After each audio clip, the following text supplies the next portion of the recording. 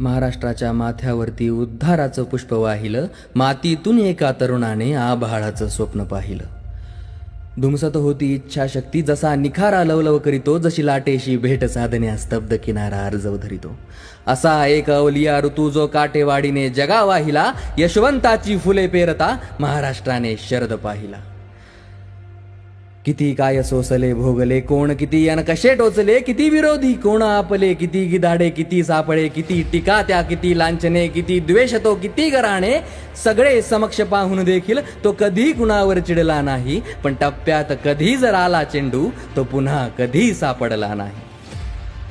जातीपातीच्या पोखरणीतून रक्त कोणाचे गळले नाही, सांगा दंगलीच्या वणव्यामध्ये गाव कोणाचे जळले नाही. शाहू फुले आंबेडकरांची तो म्हणून तत्वे सांगत होता, फक्त मराठी या दोरीने सगळ्या मोळ्या बांधत होता. घेतल्या निर्णयावरी तो कधी माघारी वळला नाही, म्हणून काहीशा महाराष्ट्राला पवार कधीही कळला नाही. आणि तरीही लोक म्हणतात की महाराष्ट्रासाठी पवार यांनी काय केले.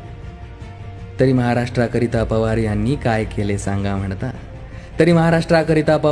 काय केले सांगा म्हणता. कर्तृत्वाच्या या मेरूला साध्या सुतळीने बांधा म्हणता. सांगून बघतो जमेल तेवढं, मी पुराव्याखेरीज बोलत नाही. या मुंडेला बसली तायत, राजकारण मज पेलत नाही. किल्लारीच्या पीडितांची किंमत कोणी केली सांगा. स्त्री आरक्षण मंजुरीची हिंमत कोणी केली सांगा. भूकंपातून गुजराताचे पुनर्वसन ते केले कोणी, तरी काय केले म्हणण्याची गंमत कोणी केली सांगा. अहो राजनीतीतील चाणक्याची कुणा उपमा उगीच लागत नाही. ठरवले ते करावे लागते, करेल म्हणण्याने भागत नाही.